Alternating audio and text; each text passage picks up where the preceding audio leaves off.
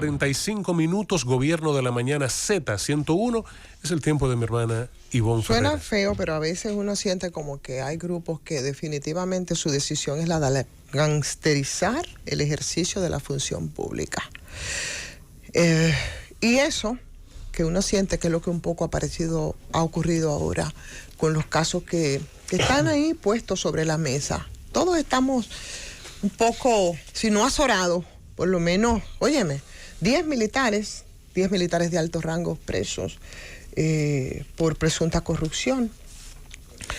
Y por supuesto, un expresidente del que difícilmente tú puedas decir que no estaba enterado o encapillar dientes o piquerita respecto a algunas respuestas que debería de dar en todo esto. Y es inevitable que se señalen los pormenores de esta operación, o señalando todo lo que ha sido la operación 5G, se pueden resaltar los vínculos de verdad de algunos de los oficiales detenidos con el expresidente Danilo Medina. Es muy difícil que tú puedas desvincular todo esto, porque la verdad es que no es posible que un presidente esté tan ajeno y lejos de lo que de su estamento militar pudiera estar haciendo. Y esto no es solamente porque puede ser noticiosamente para nosotros los periodistas relevante, sino porque eso podría explicar, y lo decíamos tempranito en la mañana, de alguna manera,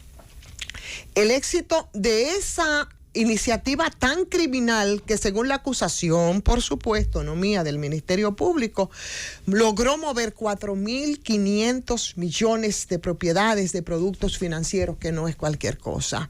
Entonces fue una actividad exitosa de la que no era posible que se realizara si no hubiesen vínculos con las más altas instancias del poder, como decíamos que ha ocurrido con el tema del narcotráfico. Y aunque hay que atribuir esos avances y esa exitosa empresa delincuencial a la condición de los altos jefes militares beneficiarios de esa tradición de impunidad histórica, al punto de que se atrevieron a decir, e incluso algunos, no te metas con los guardias de manera intimidante, como hoy titula uno de los diarios en el día de hoy. Lo cierto es que desde la democracia para acá se les ha permitido a los militares y policías de alto rango enriquecerse sin que nadie se haya atrevido a pedir explicaciones de ningún tipo. Esa es la verdad.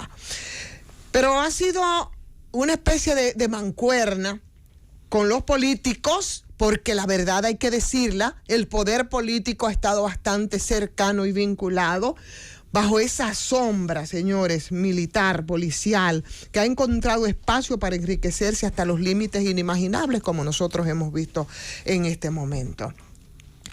Y visto todo esto, respecto de lo que ha estado ocurriendo con este caso, señores, 10 militares de altos rangos presos por acciones que, si bien es cierto, hay que seguir el debido proceso, no menos cierto es, señores, que en este caso, las sanciones tienen que llegar, deberán llegar. Y si van a llegar, tienen que llegar hasta las más altas instancias y las últimas consecuencias, no a la que refería Jean Alain, por cierto, preso, ex jefe del Ministerio Público.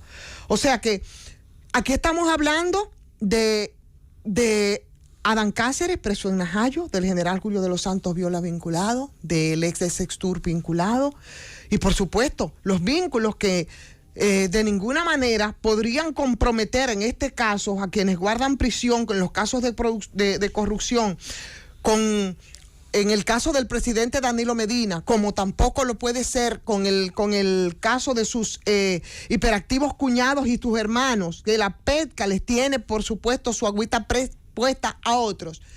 Es muy improbable que el presidente de la República de entonces no se diera cuenta de lo que estaba ocurriendo en este caso, y por ahí va mi comentario en el día de ayer. El presidente Danilo no sabía que uno de sus guardias se compró un yate con $800,000, que de dónde, a menos que no tuviera acciones empresariales paralelas, lo que tampoco es probable en el caso de tantos militares. No se daba cuenta. $800,000. ¿Quién puede tener $800,000 para comprarse un yate con unos sueldos que no son los mejores, señores, por muy oficial y por muy general que sea? no se daba cuenta en ese tiempo o cuando se produjo esa acumulación. Las operaciones con los codinomes que en Sestursa han salido a relucir ahora en el documento para conocer la medida de coerción, los desconocía el presidente de la República de entonces. 755 millones de pesos en una gasolinera gastados. ¿Cómo se pueden gastar 755 millones de pesos en gasolina? ¿Cómo puede hacerse? ¿Cómo? Tú empiezas a especular y tú dices, bueno, las simulaciones que se hacían, se echaba gasolina, el dinero se quedaba ahí. ¿Cómo un guardia podía tener operaciones de 40 millones de pesos? ¿Cómo podía tenerlas sin que sus jefes se dieran cuenta? ¿Cómo tú podías prosperar de esa manera y en esa magnitud sin que tus jefes inmediatos se dieran cuenta? ¿O cómo un familiar, o cómo un hermano, cómo un amigo puede prosperar en esa magnitud? Señores, esos guardias son más ricos que cualquier rico tradicional de este país. La acumulación en el poco tiempo. Pero mi pregunta sigue siendo la misma. ¿Cómo no se daban cuenta su jefe? ¿Cómo la gerente de Banreserva, que operaba de esta manera con el 90% de esos 4.500 millones que se movilizaron en esas operaciones, podría hacerlo sin las conexiones con el poder? ¿Cómo podía esa gerente bancaria, por ejemplo, decirle no al jefe del Sextur o a la seguridad del presidente? ¿Y estos? ¿Cómo entonces estaban al frente de esa red? Sin que siquiera sospechara, como el propio expresidente Medina había dicho, que con el rumor, solo con el rumor, se iba a actuar. Y aquí absolutamente las alarmas ni las alertas se activaron para absolutamente nadie, ni tampoco para el presidente de la República. Es decir, señores, hay que llegar a una conclusión. Y es que los PLDS se pusieron locos de remates y pensaron que nunca en su vida iban a salir del poder. Digo yo, especulando, procurando alguna explicación, porque no es posible. Nos han desbordado en la capacidad de asombrarnos con los casos que vemos. Operaciones del CONANI, como un festín. Señores, las diabluras que se hicieron en el CONANI, en una entidad que lo que está trabajando es con niños y niñas vulnerables. Y para colmo, cuando tú ves entonces todo lo que estaba ocurriendo con esto, ahora tú te encuentras que parecería como si fuera un contubernio, porque justamente en el día de hoy aparece la información de que en medio de las denuncias, de estas denuncias que por supuesto con respeto del debido proceso tendrán que llegar las sanciones de estos casos si se comprueba que efectivamente es así como se está diciendo, aunque no me parece que pudiera ser una aventura, 625 páginas y 15.000 piezas que podrían estar montadas para la coerción. Mientras esto ocurre, nosotros vemos la información hoy que en el Congreso los tribunales militares se insiste en que sean instalados.